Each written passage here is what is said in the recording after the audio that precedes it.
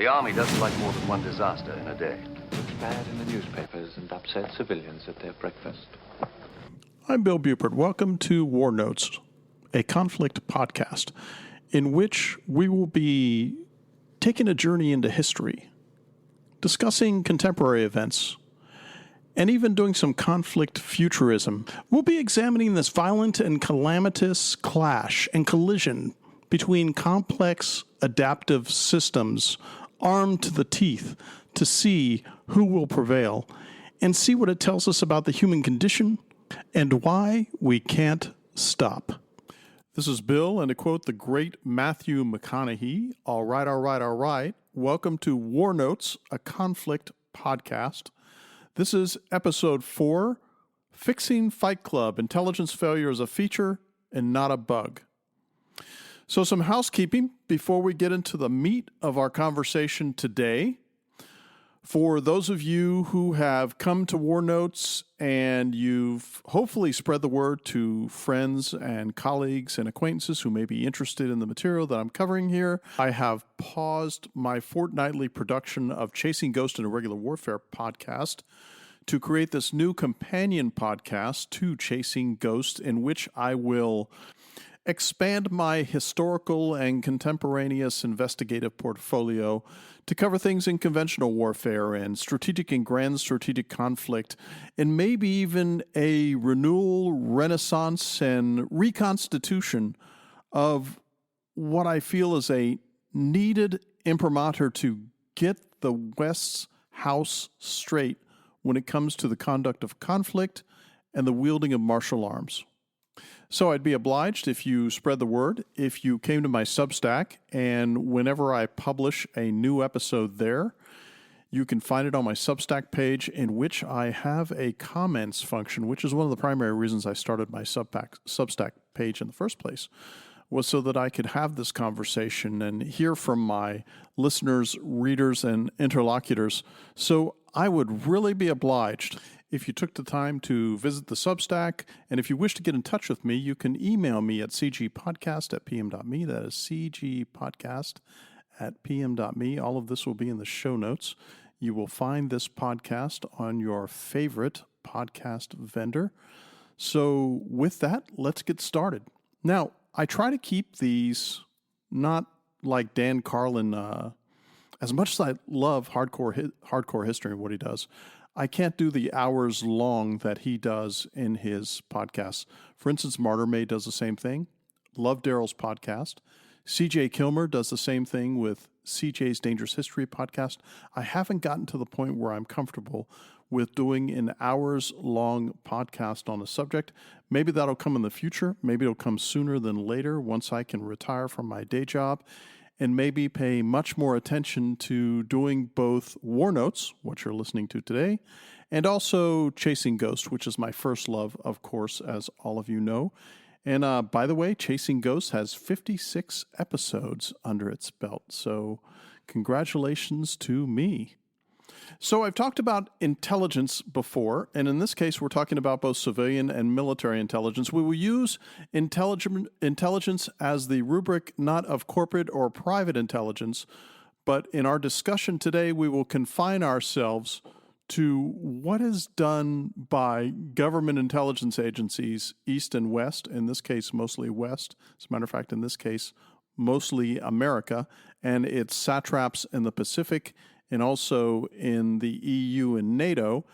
And we'll discuss just a few things about the fundamentals, because I think that there are plenty of podcasts or books, and I will put several books in the show notes, if you wish a deeper dive into the nuts and bolts and the bones and the superstructure, substructure, and overall structure of intelligence, how it relates to analysis, how it relates to tactical, operational, strategic, and grand strategic venues and war fighting, and also just to give you a much deeper dive in what I can't cover in a lot of depth today.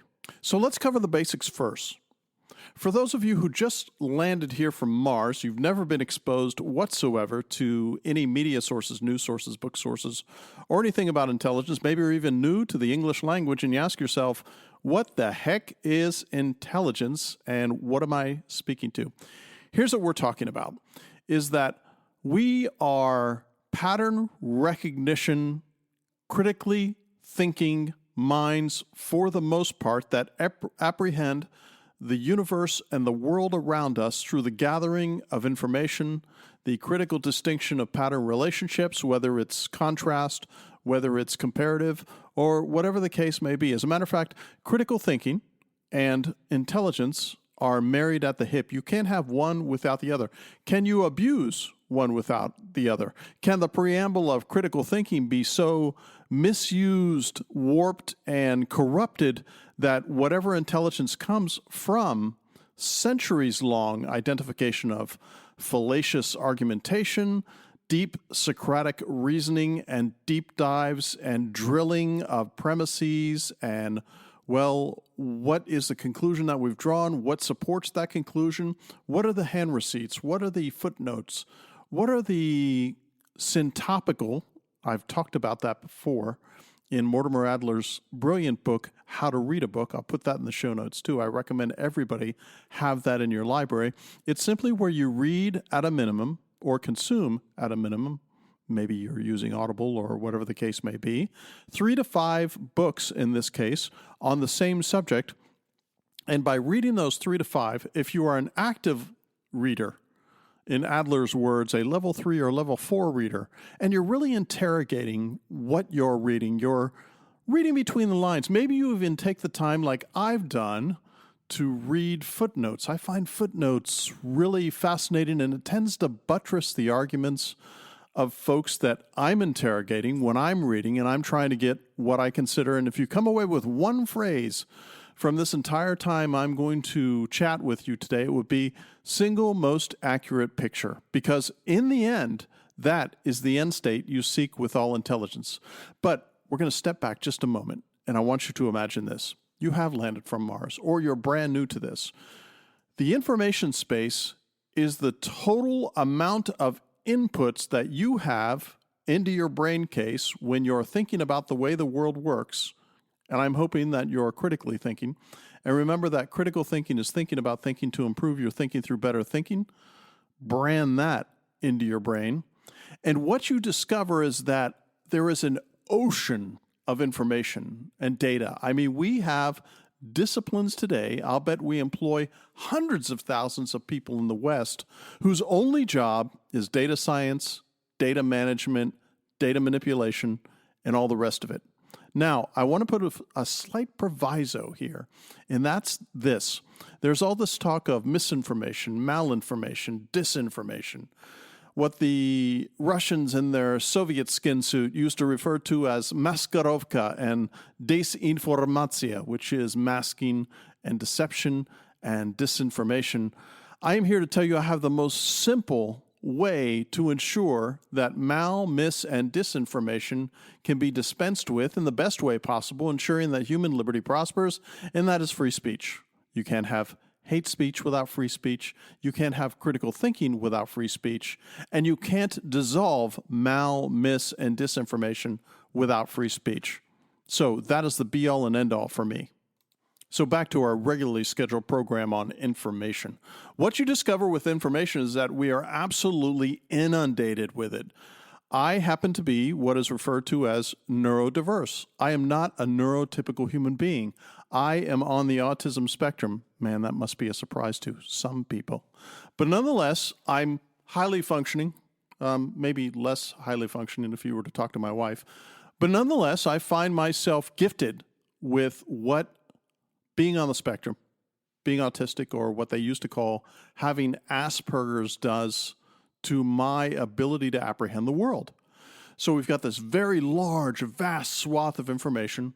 And then within that information, in a much smaller sphere, we have what's called intelligence. And intelligence would be those divinations from this ocean of information that sort of focuses with a laser-like intensity what it is we want to concentrate on from there to deliver a single most accurate picture.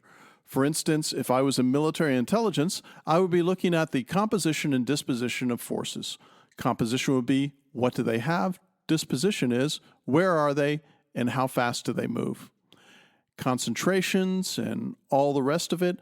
And what you discover too in military intelligence, and I think that to a broader extent, this paints all kinds of intelligence to include private sector intelligence that is used for the conduct of business, is that, and I'm not saying we can boil this down because we're speaking to a very complex subject here. There was a brilliant book called The Psychology of Intelligence Analysis. Again, you can get it free on PDF. You can buy it on Amazon if you want. I would urge you to get it free on PDF.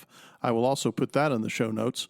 And it was a CIA analyst who talked about what is this psychology that informs intelligence analysis. And by the way, for the sake of simplicity, we are going to sort of confine ourselves to a military intelligence analytical viewpoint when we're trying to put this together, and I can give you a demonstration project on how the process works. So I just discussed disposition and composition, which can be found by any number of ways. It could be human intelligence, it could be espionage, it could be imagery intelligence, which is non-air breathing or air breathing, which means satellite or reconnaissance aircraft, in this case, both unmanned and manned, unlike what used to happen in the 20th century and before. And all of these variants of acquisition of what do things look like, where are they in time of space, and where can they move to? Now, this brings us to what I would consider to be one of the very most important aspects of intelligence, and that would be this: capabilities and intentions. And then I want to ramble just a tad before we get into that, and that's this. There's something called situational understanding and situational awareness. And I want to give you a quick illustration. We've all heard, you've seen Hollywood movies where they say, what's the BDI on that target set that's just been prosecuted? For instance, that would be the battle damage intelligence, or they'll say the BDA, the battle damage assessment. Now, mind you, remember that the preamble to the assessment is the intelligence. You cannot arrive at a single most accurate picture of what something is if you don't have all the data in front of you and all those puzzle pieces and Lego pieces that tell you what's happening. So situational awareness, that's pretty darn easy. It means that you are cataloging what is in front of you, that through human consensus with those in the room or maybe around the world and you're in comms with them, you can all agree that, yep, that's a tank. Oh, those are aircraft. That's a refueling depot. Those are soldiers in whatever strength it may be, from platoon to regimental to division to army, whatever the case may be. That is situational awareness. Situational understanding is where you have an actual ability to grok not only what you see in front of you, but what its potential for action is. In physics, we talk about work. The universe is work. All work is the expenditure of energy, the movement of things, and the reconstitution of things. So the reason I bring that up is because capabilities and intentions. It's sort of like the dividing line between the amateur and the professional and seasoned military intelligence analyst, and it could be like young Commander Layton before the Battle of Midway, after the Battle of Pearl Harbor, who is advising Admiral Nimitz, who has just arrived in Hawaii, on what's going on, and insist, with the help of his cryptologic section, that there will be an attack by Kitobutai. In this case, that would be the 4 to 6 carriers, depending on, again, their disposition. Where are they? Their composition. How many carriers are there at the time in Kitobutai, which was, by the way, the largest amalgamation of naval aviation end strength and targeting and fighting strength on the planet. No one came close. The U.S. would come close many months later. But nonetheless, what Layton was able to do was to predict where just about attacks would occur, where they would occur, and what strength. With that, through the use of surprise and deception, even though the Japanese thought that they were doing that, I would urge you, if you're interested in the Battle of Midway, There's a book called Shattered Sword. I will put that in the footnotes. And what's great about Shattered Sword for you military historians out there is that not only did the author go to the English archives, English-speaking archives, but he went to the Japanese archives, and he was able to get, again, a single most accurate picture of exactly what happened then.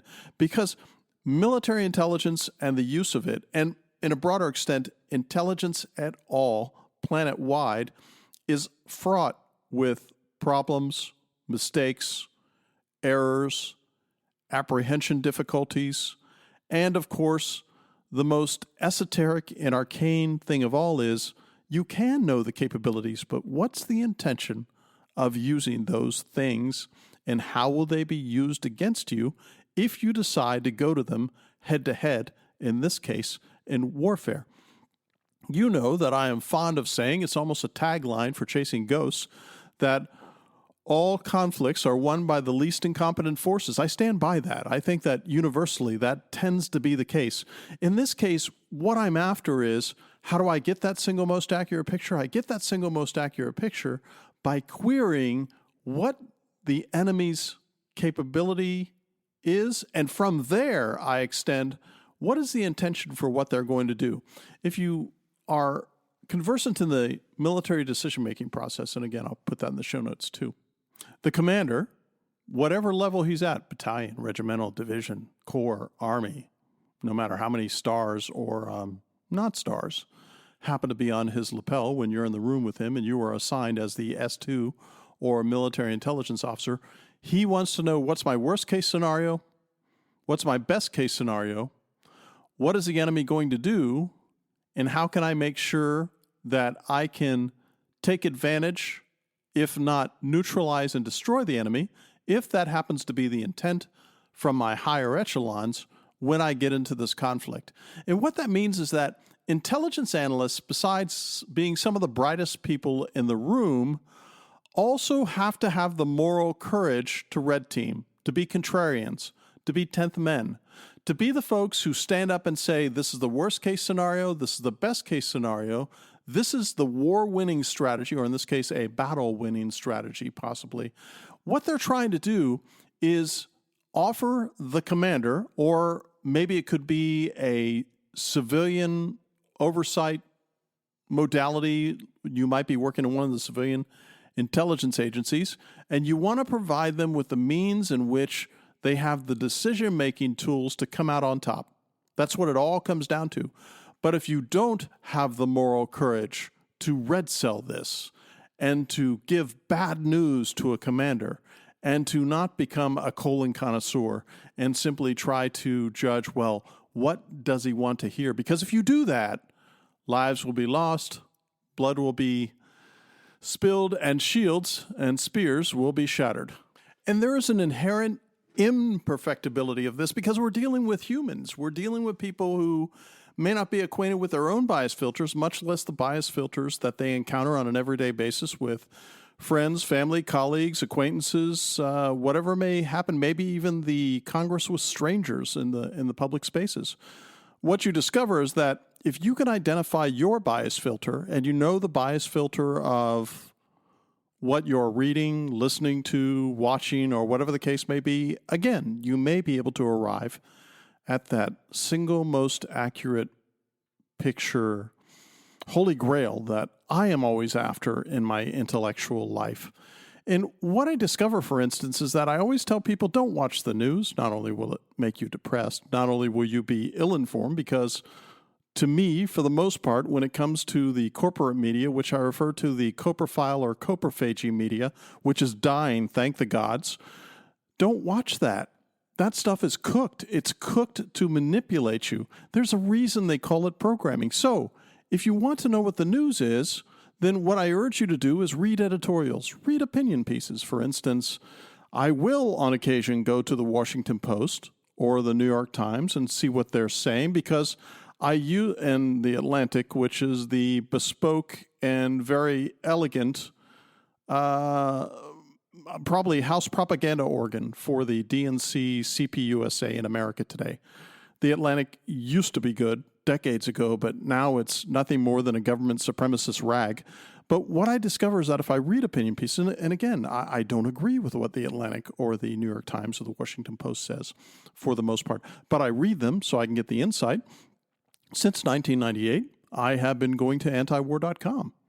And I find that on antiwar.com, it's an aggregator of a lot of news items from around the world, but it's also an aggregator of opinion pieces, and I found it extraordinarily useful. Little did I know in 1998 that fast forward to today, and I find myself honored by being the Smedley D. Butler Fellow for Military Affairs at the Libertarian Institute, run by Scott Horton, who also happens to be a bigwig at antiwar.com. The world is a very small place. There's a competence bridge that I want to discuss very briefly, and that's this. You have 4 steps. You have unconscious incompetence, conscious incompetence, conscious competence, and unconscious competence.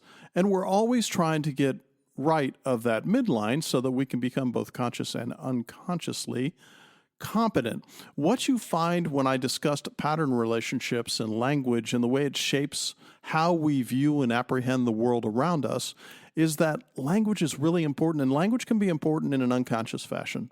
And I want you, if you're going to be really serious about trying to take maybe an intelligence-centric view of the world, then what you want to do is you want to be careful with your language. I offer you this brief example.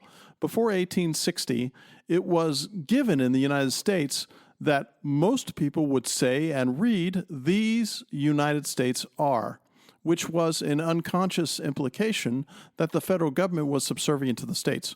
After 1865 and the Lincolnian Revolution, in which the entire United States was put on the plantation, is that we have the United States is becoming the common argot throughout all communication in the United States and received literature and news. So just that subtle differentiation in a span of probably less than 10 years, all of a sudden completely flipped the script so that the states were not the leader of a weak federal government, but that they became satraps of the federal government, just provincial offices of the federal government. They would do what the federal government told them to because the war that America had just experienced insisted on it. So again, stay with me on the path.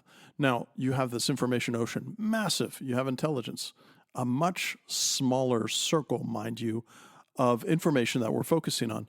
And then you have this really tricky venue called actionable intelligence. And what actionable intelligence is, you've divined the information into intelligence, you've zeroed in and focused on what it is you want to find on composition, disposition, capability, intention, and all of those other things that come into this so that we can work our way from situational awareness to situational understanding. Because absent situational understanding, we won't be able to take action that will service the intent of whatever we're trying to achieve.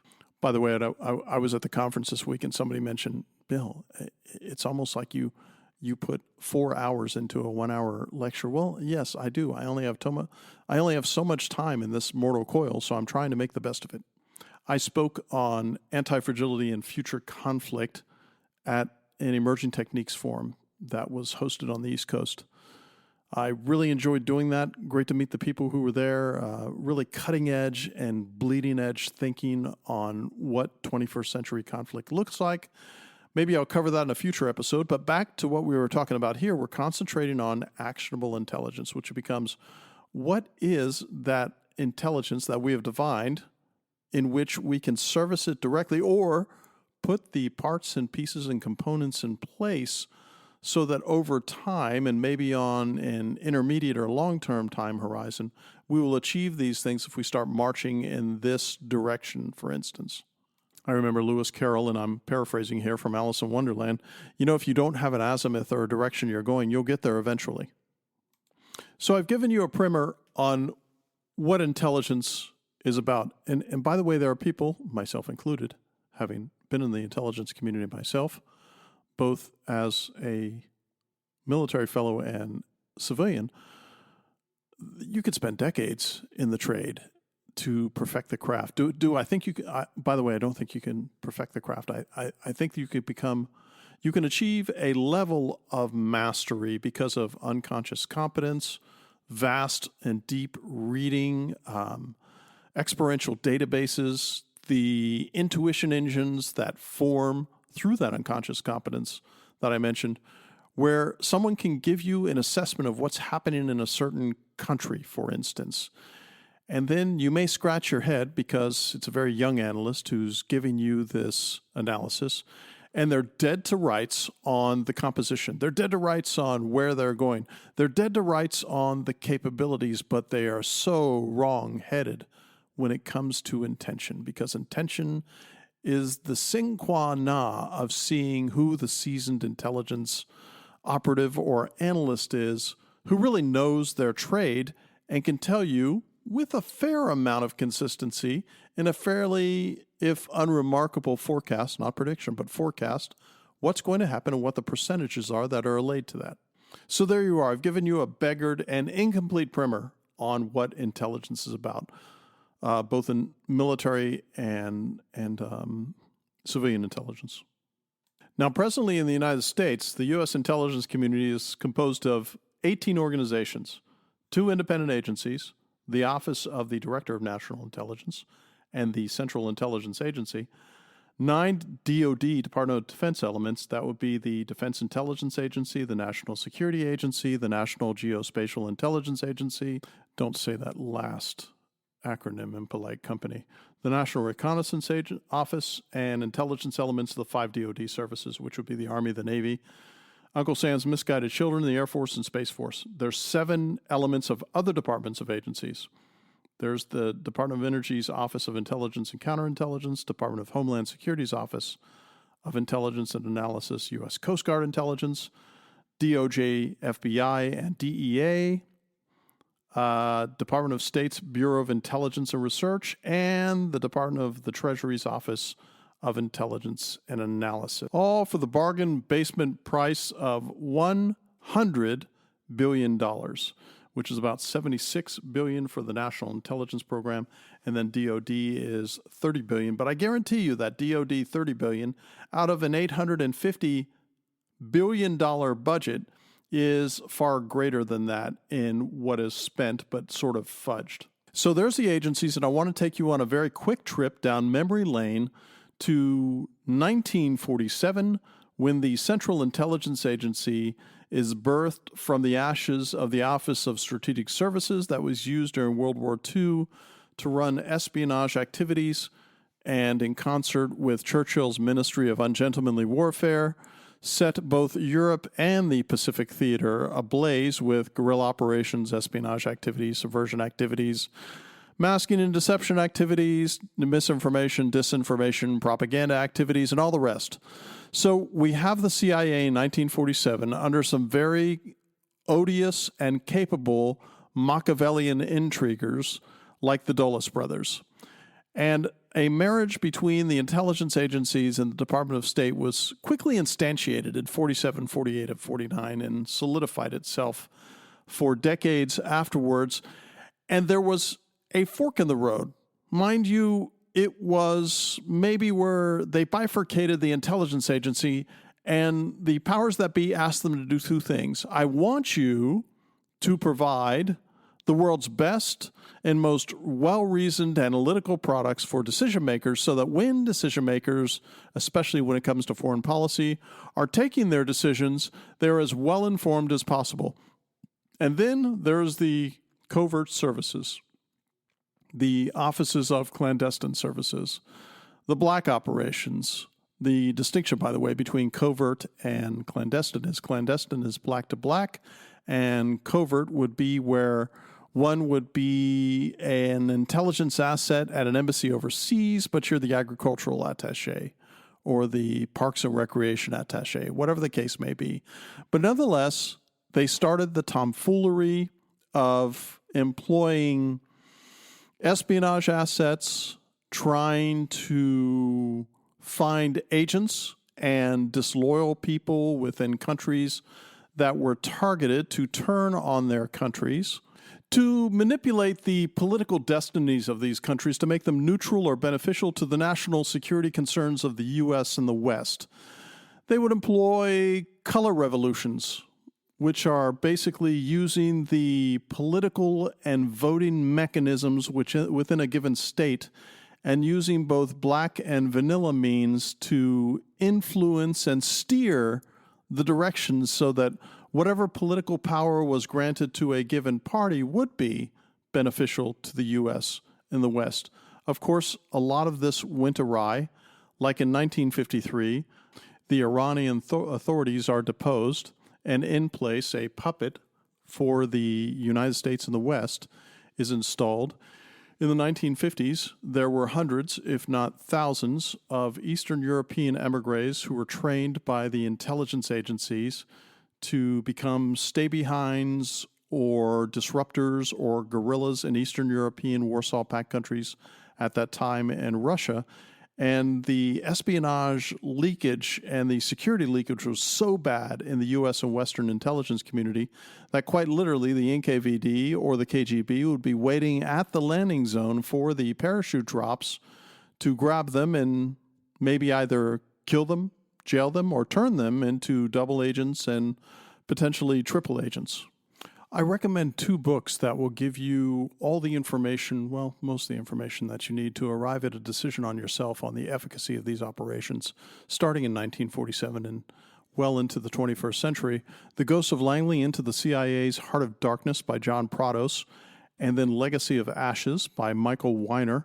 I recommend both of these books to give you a very unvarnished glimpse into just how awful this kind of clandestine, covert, color revolution, and meddling interference campaigns planet-wide has just made the world much worse off than it ever would have been if none of this occurred. So I would say that I would not condemn the analytical products and the analytical structures within the intelligence agencies to provide what I assume they would want to do, which is provide the very best intelligence products that would tell them, here's composition, disposition, and here's what the capabilities are of these forces or political entities, and these are their intentions. Because intentions, the divination of what is the neutral or adversarial foe going to do that impacts, in the end, from military intelligence and CIA perspective, the national security status of the U.S. and the West, those are the important things to answer. But what we've discovered, and again, this sort of speaks to anti-fragility and fragility, is that they have these very fragile infrastructures that are very politically influenced, shaped, and motivated that tend not to have that moral courage I spoke of earlier, and tend to provide, for instance, in the presidential intelligence briefing that is viewed every day apparently since time immemorial by the candidate in the Oval Office who has won or his subsidiaries who may take advantage of a deep dive into those analytical products every morning that talks about the decision-making process for the next 24 hours, 24 days, or even 24 years as far as what America's foreign policy in this instance is going to look like. As I have bored you with in the past, since 1945, the U.S., and I would say for the most part the West, but I will say the U.S. has a practically unvarnished record of military defeat and stalemate since that time, and has been at war probably for all but a handful of days since 1791. And of course, we've seen after World War II and the conclusion of that war and the communist dominion over half the world as a result of bad decisions that were made during the entirety of that sordid conflict, which actually started in 1914, because World War I and World War II are a war of the world that had a slight interregnum for things to reconfigure themselves in the 20s and 30s for the big finale that would come from 39 to 45. So what I'm speaking to here when it comes to anti-fragility and fragility is that, as you know, for those of you who have listened before, it is my suggestion that all insurgencies tend to be anti-fragile and that all counterinsurgencies tend to be fragile for a variety of reasons, and you can listen to episodes 2 and 4 for an in-depth treatment of that suggestion in the Chasing Ghosts podcast if you want to dig into that any further. There are so many foreign chaos avalanches that are created by this kind of sophisticated meddling in other countries' affairs. For instance, what you discover is that Saddam Hussein in the 1980s is a federal employee. Manuel Noriega is a federal employee. Osama bin Laden is a federal employee. And you find that with these countries, all of a sudden, the opposite track starts to be operationalized, and we find that through subsidy from both the Kingdom of Saudi Arabia and others, that Osama bin Laden and Al-Qaeda start conducting terrorist attacks, whether it was in 1993 in New York, or the Cole bombing, or the U.S. embassies in Africa that were targeted by Al-Qaeda, finally culminating on 9/11. Fast forward to the conflicts in Afghanistan and Iraq, respectively, the expansion between 2008 and 2016 into Libya, Yemen, and Syria. As a matter of fact, Obama deployed the Brennan CIA in a regime change operation to begin the Syrian civil war to take out Assad so that armed jihadists could be installed. And this, in turn, created ISIS, and this, in turn, had a cavalcade of calamities that ripped across the entire Middle East. As a matter of fact, at one point before October 7th, 2023, when Gaza conducted their guerrilla campaign into Israel proper, and Israel was caught with their pants down, what you found was that from the western reaches of Mali all the way to the Indian and Pakistan border, the world was on fire, excepting Egypt. And then after October 7th, 2023 of last year, Egypt is afire and subject to unrest and subject to color revolutions and regime changes that were influenced greatly by the West. For instance, what you see in the Ukraine is in 2004 and 2005 and 2014, color revolutions culminating in the Maidan Revolution in 2014, installed a Western sympathetic government that was seeking entrance into NATO. And William Burns, then ambassador to Russia in 2008, now the CIA director, and you can't put the two together without thinking, why aren't they thinking? He says in a cable from the State Department that Putin and his government in 2008 has made it very clear that the Ukraine is a red line. It is a mark in the sand. It is a place that they will not accept any challenge for entrance or auxiliary membership into NATO, and it is a war strategy to do that. And now we have the special military operation that's going on over 2 years old that has wrested certain eastern territories from the Ukraine, which I forecast they will never get back. Now, Ukrainian entrance into NATO is still an open question, but a very bad question. And again, what you find in critical thinking is it isn't the quality of the answers that counts. It's the quality of the questions that guide you to the answers that you need to make the assessment. In this case, capabilities are easy to see, but what are intentions? Because intentions are the sine qua non, the raison d'etre of why you have intelligence agencies conducting the analytics that they do. And by the way, the intelligence agencies in the West, and in particular, we will treat the CIA and such, and the U.S. intelligence agencies get so much wrong so much of the time, all the time, that one wonders at any president who would have any faith or any operational political authority that has Congress and maybe consensus or interactions with foreign countries, why they would believe a thing that comes out of their agencies. Because you'll find that before 1989 and 91, it was the Kremlinologist consensus in all the intelligence agencies in the West, with certain exceptions, that not only would the Soviet Union prevail because communism was so much better than the free market, but that they would be there forever. The Warsaw Pact would never collapse. And of course, we see from 1989 to 1991, what happens? We see the complete collapse, the calving off of, I think, 10 of the Stan brothers on the former Soviet underbelly into other countries that start to dissolve in their own regional conflict complexes and breathe oxygen into the embers of century-old conflicts, as we saw just after World War II in the Eastern European countries and what happened in Poland and some of the other countries, for instance. This is not unique to America. I mean, you can look at the colonial empires of the past that pretty much all reached their expiry date after World War II, but you look at the British, the French, the Dutch, the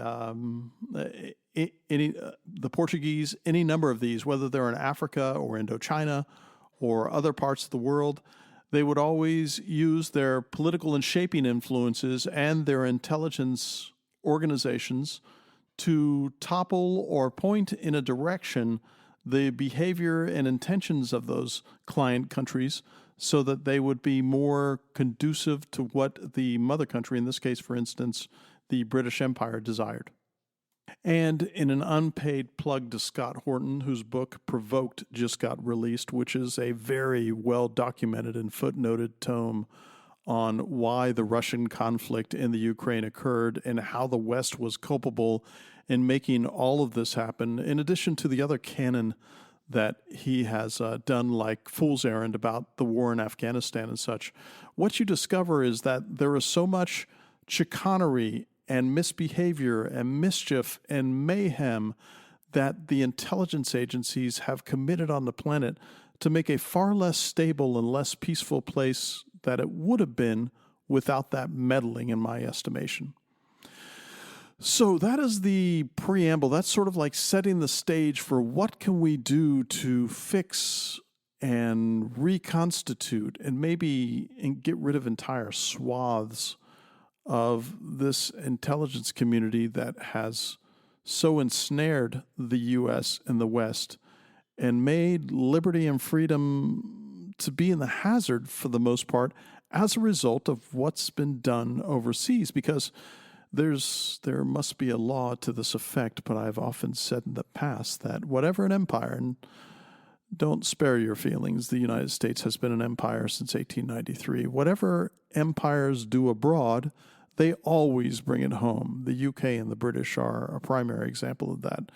Despite the fact that the UK is a third world country with one teetering first world city, in this case London, nonetheless, they're still doing a tremendous amount of damage to their citizens, both at home and abroad, through the Machiavellian whispers and machinations of MI6 and MI5, their respective organizations that mimic the behavior of the FBI and the CIA.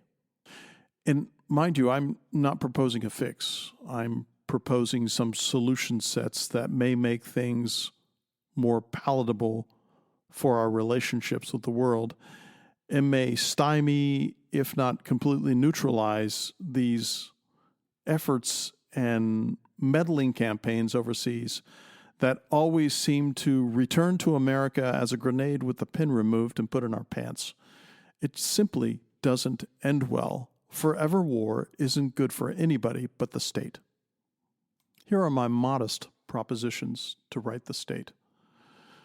Number one, retain analytic culture and make sure that you instantiate and institutionalize a characteristic of contrarianism, of red cells, of people who are engaging in gentlemanly disagreement, Socratic drilling, the constant revision, revisiting, and implementation of new information into the analytic frameworks that are at their disposal to arrive at that single most accurate picture. I don't think we need 18 intelligence agencies. I don't think that there are certain agencies that need to continue to exist. But nonetheless, a lot of consolidation can happen. A lot of money saving can be had. And first and foremost, espionage activities. Get rid of them. Stop them. Office of Clandestine Services, get rid of them. Stop them. It took the 1975 Church Committee to convince the intelligence community, which was a mere 30 years or less old at the time, to stop assassination campaigns against foreign leaders or foreign politicos. It simply doesn't work well, and it has blowback functionalities that cause a lot of conflicts that were dormant or non-existent to all of a sudden flame up into these raving conflicts, wars, and civil wars around the world. Stop meddling, disband those services. Here's another thing we need to do. We need to get rid of the classification regime in the United States that protects hundreds of millions of documents that don't have to be classified back for decades, if not probably over a century. Here's what I propose. Completely revive this post-World War II, 1947 to 1952 era classification regime of, for official use only, confidential, secret, and top secret, and all the compartmented and segmented programs that are lateral to TS and above TS. Get rid of all of these things. As a matter of fact, here's a red line proposal. Before the year 2000, and maybe the Congress, oh my gosh, I hate the idea of having a blue ribbon commission that would examine this. But what they do is they take a determination that says, we're going to declassify everything before the year 2000. Whatever is accepted, in this case meaning that it's going to be kept secret, it has to be absolutely minimal. 95 to 97% of whatever is classified right now has two qualities. Number one, they always say, well, the sources have to be redacted to protect the sources so that they don't become endangered. Well, maybe you can do that by simply blacking them out. The sources, not the material. The sources. The other thing is you find that a lot of the classification ex post facto, when you examine it, again, for those of you who know Latin, ex post facto ergo propter hoc, which simply means that whatever we contemporaneously assign to past things, we're making presentism arguments today to justify what we've done yesteryear. That needs to stop immediately. Now, if you're able to get rid of 95% of all the classified documents, remove the classification and put them out into the public sphere, you will also be saving a tremendous amount of money as far as archival storage, as far as those administrators who protect it, as far as the administrative armies that are out there and security professionals and such, whose entire raison d'etre for work in the government or maybe even the corporate sphere is to protect classification regimes and prosecute process crimes or the unintended release of said information. Another thing that this does too is that in these fart bubbles of intelligence throughout all of these agencies, the classification regime provides a manifest excuse for very lazy thinking in two respects. Number one, you have to limit the number of sources that are going to be entertained because you can't classify everything. But number two, you create a rationalization cycle with that limited amount of data where you haven't collated other data that is out there, or your collection plans are immature. And what you discover is that you don't have all the parts and pieces.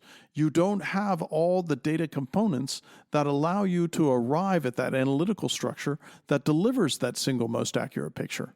So for many reasons, and if anything, this would be a good conversation to have nationally, and I would love to see it start in the Congress or maybe even in the Senate, where they ask this very question: what is the efficacy of continuing the classification regime we have, which is ancient and nearly 80 years old?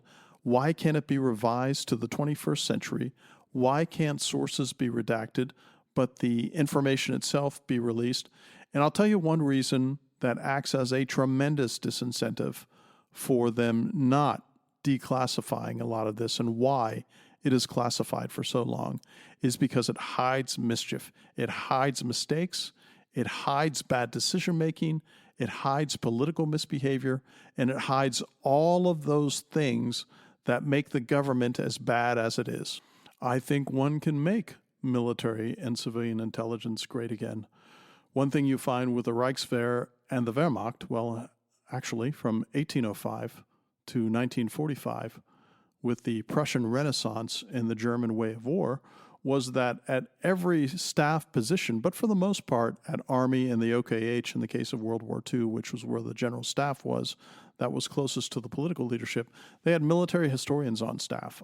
I cannot emphasize enough how important it is to have military historians, or maybe civilian historians, if we're talking about the State Department, whatever the case may be, those who have not only looked at what's occurred in history, but have done the syntopic inquiries to determine, well, what's worked and what hasn't worked.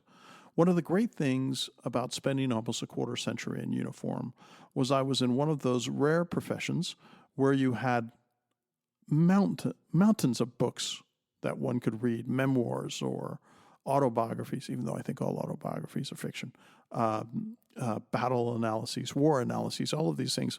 This bloodless practicum of military history, bloodless for me, in which one could examine at length, in full, in depth, what worked in the past, what didn't work in the past. I am the proud owner of an almost complete collection of the Journal of Military History out of VMI, and they come out with a quarterly on that, and I have spent many a very interesting evening all of a sudden coming across something that is starting to answer questions to spaces or lacks of clarity in some historical circumstances that I hadn't examined before. And I can get that by examining this. What we need that critical thinking. We need that spirit of inquiry. We need that moral courage to ask those questions in and out of the intelligence community. What is it that's going to make things better from an analytical perspective, from an information perspective, from an actionable intelligence perspective, that's going to make it so that America's interface with the world is more peaceful and less warlike? Because what you discover is that because of the intelligence regime in the U.S. and the West, and because of its behavior domestically, one can say that it is possible they participated in domestic color revolutions in the past 50 years. One doesn't know. There's much speculation out there, for instance, about JFK and his assassination. I don't spend a lot of time on that. I haven't invested hardly any inquiry into the circumstances of that. But imagine what a release of the documents, all of them concerning that, would do. But as I mentioned, classification serves two purposes.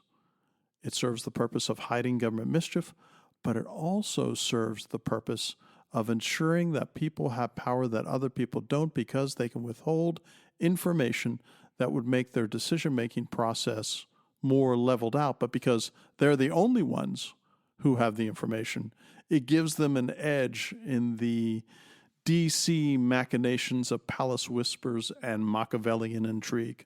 In this political season, in the fall of 2024, we have seen, for instance, that recently 100 intelligence officials signed a document that said that Tulsi Gabbard is not competent enough to be DNI, the Director of National Intelligence.